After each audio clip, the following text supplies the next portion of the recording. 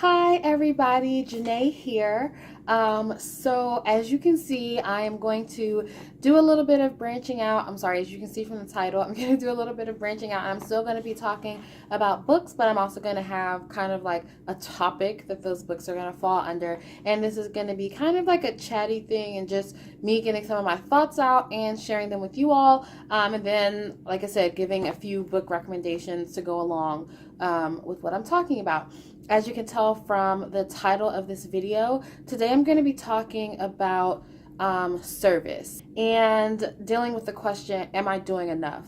And so that's always a question that I ask myself, regardless of whether it's service, whether it's my job, with friends and family, my relationships. Like, am I doing enough? Am I being enough? And a lot of that has to do with just me and realizing that yes, I am enough. And all of that good stuff. But there's also, I think, something to be said for kind of examining that and really thinking about who you are, who you want to be, and are you doing enough to be the person that that your ideal you calls for. And so I have spent a lot of time in my life thinking about service. And so, like I said, I want to just give some of my thoughts on it, as well as some books that kind of inspire me or align with my thoughts on certain topics. And so when I was thinking about this, I kind of separated my thoughts into three different categories. Those being kind of themed around issues of like just humanity in general, then some topics really thinking about and considering social justice, and then the third is kind of like sacrifice or personal sacrifice or doing something for a cause that's greater than yourself. And so that's kind of how I'm going to frame this little discussion that I'm going to do, and also kind of how I theme the books. Honestly, if you want to leave suggestions and things like that in the comments for other books that I can pick up around these topics, please feel free, because it's always something that I'm interested in and always something that I want to do. And I also want to be very brief to say, part of the reason I'm having this conversation today is because this is MLK Day, and for a lot of people it is a day of service, and a day where you go out into the community and do different types of service. A lot of different organizations that I am a part of or affiliated with hosted service days today, and so I got to go out and do some service earlier today, and that was really great. I might pop up a few pictures of just some of the murals that we completed, and stuff like that. So this is my Monday video, and so I'm just very happy to be doing this because service is something that's very dear to my heart.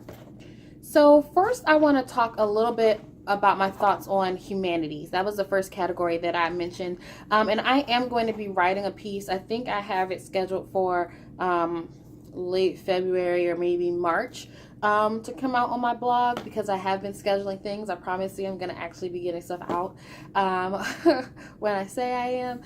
And so I'm going to go a little bit more into my thoughts on humanity and how we're all connected in that blog piece. But for this part, I just kind of want to say that I've kind of grown up thinking very broadly about humanity and how I feel like we are all connected as human beings. And that's why the different things, like all the isms and all of that, like I understand it comes from kind of our brain and our mental minds telling us these people are bad, these people are good. It's like a very primal thing.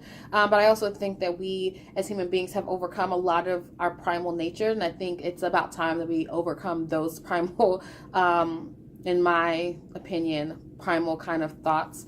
And so anyway, since I was young, I've always been kind of, I guess you would call it an empath. That feels right to say, but it just feels weird for me to say about myself.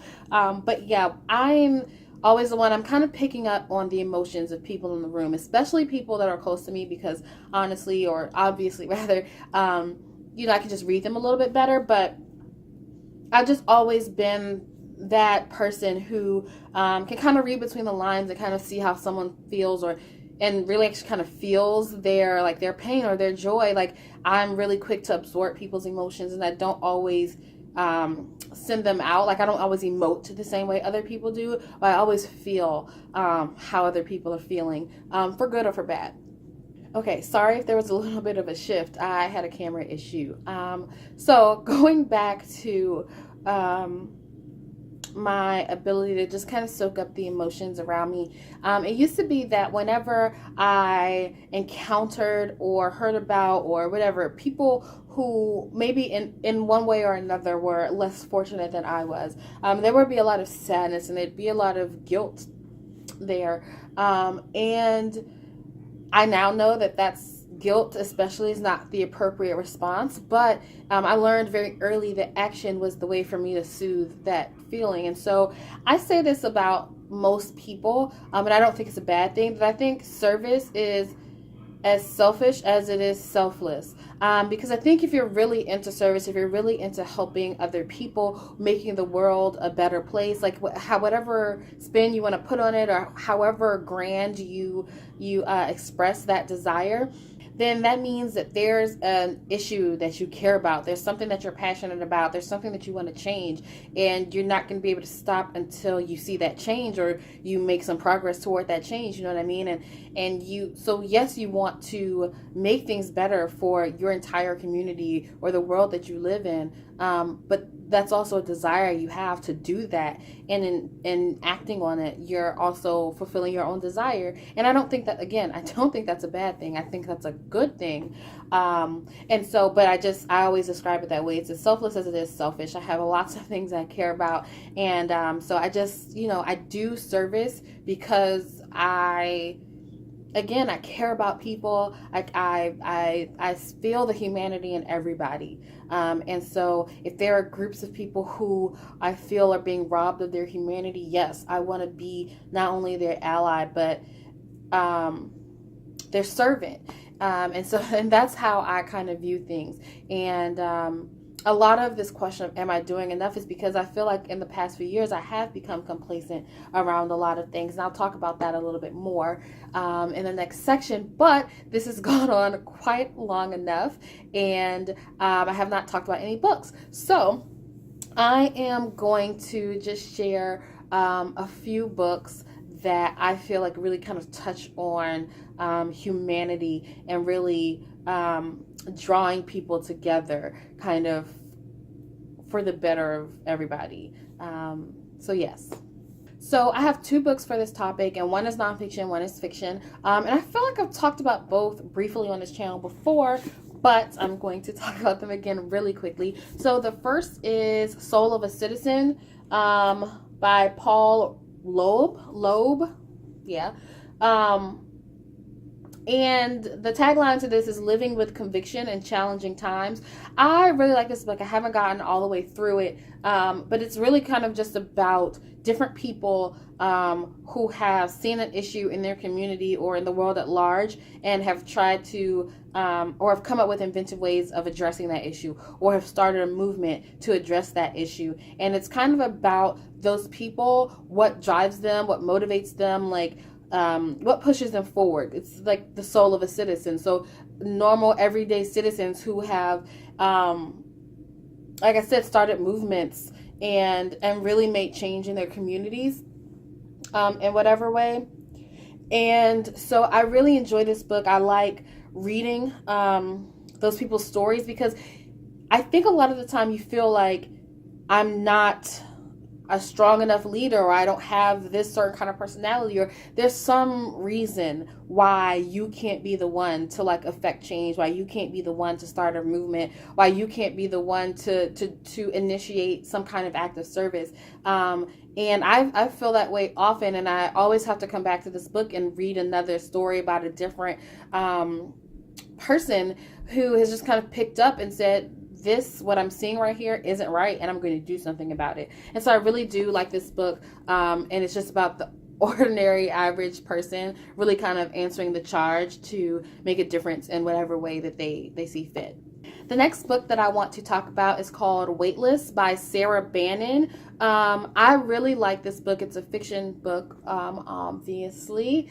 And I read it a little while ago. I definitely talked about it in like a wrap-up or something. I don't know if I did a review for it. If I did, I'll leave it below. Or I'll try at least to find the wrap-up where I talked about it. But this book is just really, really good. It's a YA book. And the thing that I really like about it is that it's written in the second person, but plural. So it's we did this and we did that. And it's about a girl, I feel like, yeah, it's about a girl who moves from a big city to a small town. And, people's kind of initial infatuation with her and how the tides kind of turn and it's this huge mass thing. And it's kind of a little bit about a small town life. And that's not an insult. That's just kind of, I think, where this author is coming from with this story. And even though a lot of the times people are cruel and it's like a cold cruelty, it's like I could have done something about this and I didn't. It's not like a very direct cruelty. But as the book goes on, you just kind of get to see how people are connected. And again, that's that idea of connection, that we're all humans, and that means something. It means something very special, and it means that we maybe shouldn't have the different breakdowns and sections of humanity that we do have. And so I just really enjoyed that book because it was a great way to kind of explore that and really get into it in a fascinating, really way. Okay, and so the next thing I want to talk about is kind of the social justice area of things. And that just kind of starts with my initial kind of foray, I guess, into service, as called that, because I volunteered, in a library when I was a kid and like different things like that. But like actually doing community service, that started for me really in high school. And so I went to DC public school, and it is mandated that in order to graduate from a DC public school that you have done 100 hours of community service. And so my school was a little bit different, and they liked to up the ante in a lot of different ways. And so for my school, in order to graduate, you had to have done 270 hours of community service. Sorry, we did 45 hours both our freshman and sophomore years, and then junior and senior years we did 90 hours of community service each. And I really did enjoy it. It was a pain at times, when you're in it, but I've always pretty much been service minded, and so I didn't really mind it that much. And I volunteered at a variety of different places. I had a different site every year, and I just really, really enjoyed it. And so as I transitioned and I went to college, that's when I really started understanding some of the social justice topics that there were in our world. And not that I didn't understand them before, because I did, but that's when I really started to be able to examine them and really started examining them on my own. I started my college career as a chemistry major and ended it as a sociology major, mainly because I was just so much more interested in people and how people react to certain things than how like elements react to each other. You like that segue? Yeah. No, but really it was something where I really enjoyed chemistry, but I didn't want to do it for the rest of my life. And I did want to be in a position to help people for the rest of my life. And so sociology kind of opened me up to be able to do that. And so all of that, happened. And so while I'm in college, I'm also looking for service opportunities. And two of the greatest things that I have been a part of, in my personal opinion, came out of that search. So first, as you can see, I'm wearing my sweatshirt. It has my sorority letters on it, Delta Sigma Theta Sorority Incorporated. It is a public service sorority. It was founded on January 13th, 1913 at Howard University in Washington, D.C. And so by 22 women, I could go on and on and on. But it is, like I said, a public service sorority. And I had known about Delta Sigma Theta way before I went to college. My mom is a Delta, but she really encouraged me to do my research on a lot of different organizations, on all of the different, at least, NPHC organizations. And I did, and I still came back to Delta, which I'm very happy about, and has afforded me so many different opportunities. I can't even talk about it right now. I might be able to talk about it later in a different video, but I don't even have the time. But just being around a bunch of like-minded women who also centered other humans, who also centered, service as something that was important to them, has made all the difference in my life.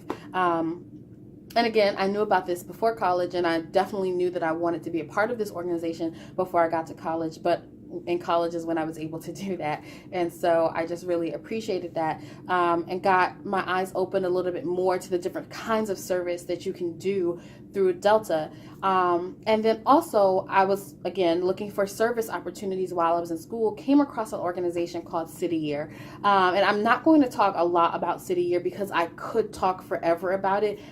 It is a a national service organization. It's an AmeriCorps organization. And it changed my life pretty drastically, I would say. I was a Corps member there, and I did so many different kinds of service at City Year. I got my mind and my thoughts completely, my horizons, I guess, completely expanded as to the different types of injustices that there are. And not only that, but the different ways that you can combat that. City Year is a very special organization, and I encourage you to look it up. I will put links to it below. Like I said, I was a Corps member there. I was a senior Corps member there, and then I worked at City Year. All in all, I was there for about 7.5 years. And so again, I spent my big chunk of my career up until this point with that organization. And it is an organization solely dedicated to allowing young people to serve the community. And so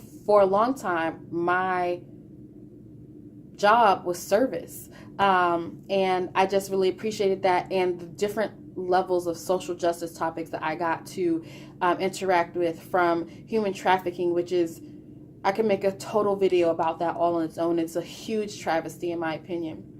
But again, going back to poverty, going back to the media's influence on, specifically teens is kind of what I studied there, or like researched, but on society as a whole. Education. And so that's the big one. City Year, while I was there, evolved to be more of an education service organization, education focused rather, service organization. And so I learned a lot about the injustices that happen in our education system, locally and nationally. And so that really lit a fire under me to be of the best service that I could be, so that everyone has a chance to live the life that they want to live, and not the one that they feel forced to live, and not the one that other people tell them that they should live. That is like City Year. There's a lot of culture to it. And one of the things that they have you do is write a leadership mission statement. And for that, I will always be thankful, because I know now, because of the clarity that City Year gave me, that my mission in life, my purpose literally is to make it so that people are able, I said this already, but I just want to be clear, so that people are able to live the lives that they want to live, and not the ones they feel like they have to live, not the things that are shuffled onto their plate, not the things that maybe their parents or their community or their society or their government or whoever has burdened them with, that they literally can live the lives that they want to live. And to me, that means a lot of different things, and I can probably write a huge blog post or do a whole nother video on that too, and I might. So anyway, that was a social justice segment of this talk, and so now I will just show you a few books that's kind of align with that, or kind of spark my interest in the social justice arena. Okay, so there are two books that I want to talk about really quickly, because I have a physical copy of one and not the other, but I can't find it right now, so I'm just going to put their pictures up. But one is called There Are No Children Here, and I want to say it's by Jonathan Kozol, but I might be wrong. And the other is called Our Kids, and it's by Robert Putnam. And so in college, I read There Are No Children Here, which is kind of about, he went to a specific school system. I want to say it was in East St. Louis, and really just kind of examined the conditions there. And it was a really very real and somewhat distressing story about how kids there just have to grow up so quickly, how the education system, not that the people invested in it aren't as strong, but they don't have the structures and the infrastructures really to make it something viable to help educate the entire community that they are responsible for. And obviously some people aren't invested in that. That's how that happens, you know. You have a lot of good souls, and then you also have a few that are not so good and thwart the process.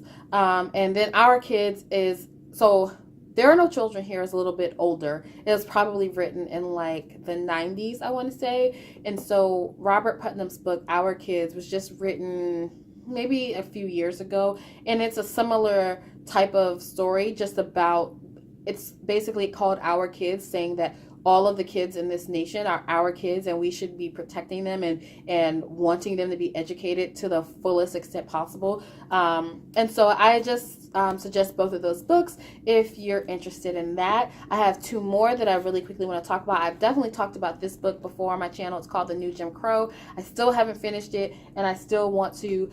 It is about mass incarceration and the age of colorblindness. That is the tagline. If you've seen the Netflix documentary 13th, this also has very similar content. And it's really just about how mass incarceration is the current day slavery in our nation. And this video is getting pretty long, so I'm not really going to go into that. But I will say, please pick this book up, because even though I haven't finished it, I know it's one of the most important books that I've probably read or started in a long time, and I am going to finish it. I don't know when, but I'm really looking forward to it, because it's just something that's very important. And the last book that I want to talk about, it's not even brief at this point, I'm not even going to lie. So it's called In Search of Sisterhood, and it's actually the published history of my sorority. As you can see, same letters. And it's written by Paula Giddings. She is a Delta, and she's also a historian, so it makes sense that she wrote this book. The tagline is Delta Sigma Theta and the Challenge of the Black Sorority Movement.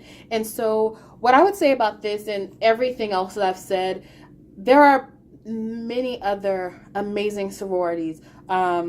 And it just so happened that this is the one that I felt like I fit with. And so this is the story that I've read. But I think that this is such a fascinating read, regardless of whether you're into Delta Sigma Theta or whether you're into any sorority at all. It's about a group of women who, connected through this sorority, have made a huge impact in our community over time. I will say that one of the things that drew me to Delta is our history, and it is a very entangled history, and I will let you all kind of research that on your own if you're not aware, just because, again, that could be a whole video. But the thing that I enjoy most about my sorority is its history, and the fact that, one, it came from a group of women kind of wanting to change things and maybe running up against some obstacles, but forging through with those changes anyway. And I'll say this, I mentioned this sorority was founded January of 1913. In March of 1913, my founders were participating in the Women's Suffrage March. And so 2 months into being an established organization, they were doing that kind of service. And that's a bigger deal than it seems, because back in 1913, the Women's Suffrage March, they didn't want my founders marching with them. They didn't want Black women marching. In fact, many of the participants of the march harassed them, in various different ways, to the point where they had to march in the back, because, they didn't necessarily just want to be affiliated with a group of Black women, but they were marching for voting rights for women, but not really. They were marching for voting rights for white women. And so obviously my founders saw the need for women to vote and decided to be a part of that, and decided to go ahead and take that spot in the back, because it was more important for them at that time to be there than to not. And so they faced that harassment and that ridicule and all of that to march for something that they believed in. And it's one of the most powerful things to me about this organization. And so I just really appreciate the strong history. And there are a lot of a lot of stories like that in this book. And so I would just suggest it if you're at all interested in history, especially in the history of the African American community, and at least one group that has formed to make a big difference in that community. Basically, all of that leads me to the question of, am I doing enough? I started thinking about this a few years ago. As I mentioned, I was working with City Year, and service was my job, and I was proud of that, and I felt very strongly about that. And then I started asking myself, well, is that enough? Like, this is your job. What are you doing on your own time? Like, what else are you doing? Because yes, your job is service. And I will say, City Year is an organization that takes up a lot of your time. And so it's easy to feel like service is your life when you're working there, because your job becomes your life in a lot of ways, and not all negative. And so I kind of leaned on, I leaned on my job as what I was doing to help the community. And I do fully believe that my job was providing a support to the community. But is it the only thing I could have been doing? No, not necessarily. And I didn't take advantage of a lot of times where I could have been doing things. And so now that I don't work there anymore, I do work still, in my opinion, is kind of like a public servant. I'm not sure how specific I want to be, but basically I work in DC government now, doing a lot of college preparedness and persistence initiatives. And so still education focused, and just a shift of perspective, or kind of a broadening of perspective for me. But is it enough? Like, am I doing enough? And that's, to me, where this idea of personal sacrifice comes in. I think it's really indicative of you living a purpose that is greater than yourself, that is outside of you, that has to do with a whole other community of people, or it might be a community that you're a part of, but your purpose is outward. And I think you learn the most also. And again, it comes back to that service being selfish and selfless. I think you can learn so much. I've gotten so much perspective, and I've also seen other people achieve such a greater perspective through doing service. When you serve a community that you aren't necessarily a part of, when you really serve them, not like going to save them, when you understand that you're serving, helping alongside, you really get to focus on those people's humanity. You get to learn stories. You get to understand. You get some context for different situations that a community might find themselves in. It's not a black and white world.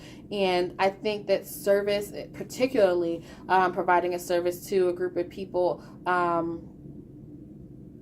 really helps you build your perspective in that, and really helps you to understand that just because you don't identify with a group of people doesn't mean that you don't share characteristics with them, that you don't, that there isn't some kind of common ground. And so not only in my mind does service help a community, but it also bridges a gap between people and communities and entities and all of that maybe would not have, maybe that gap would not have been bridged without that service component, or maybe that gap might have been bridged but with less understanding, and less empathy and less awareness of humanity if it weren't for service. And so that's just kind of how I'm feeling about service right now. I am really excited now that I feel like I have a little bit more time to dedicate some service areas other than education. My job is in education, and that is where I'm happy. But I also want to be able to like I said, I mentioned human trafficking. It's an issue. I do not understand how anybody feels like they have the right to buy or sell another human being.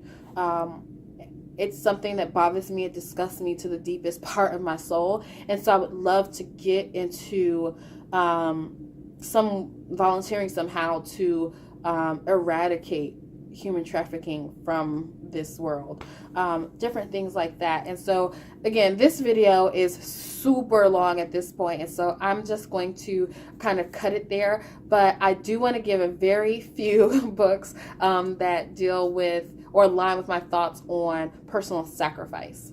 Okay, I have 3 quick books / series to talk about, and 2 of them I'm just going to pop pictures of. I've talked about all of these books and series before, so hopefully I don't spend too much time talking about them now. So the first is the Red Rising series. So I talk about this all the time, my favorite trilogy of all time. I really love those books, and I think that the main character makes such a huge sacrifice throughout the entire series.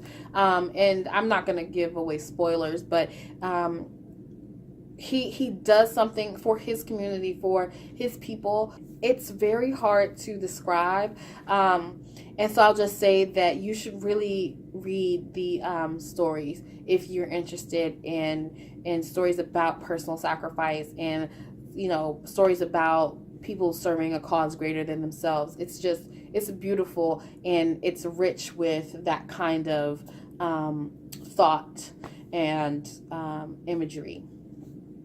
The next series, everybody probably knows that this is going to be on there, but it's the Harry Potter series. Again, I won't do spoilers, but at this point, everybody talks freely about Harry Potter. But, you know, Harry just makes sacrifice after sacrifice, some willing, some unwilling, you know. And even after those unwilling sacrifices, he goes back and sacrifices even more. And he, you know, is prepared to make the ultimate sacrifice, or what many would call the ultimate sacrifice. And it's just, you know, it's hit after hit, and he does it because he feels that responsibility to a cause so much greater than himself. And so that's definitely a series that I think about. And then also kind of aligns with the social justice piece because of Hermione and SPW. As slightly misguided as she might be, she is fierce and protective, and I love it. I just love that piece of it.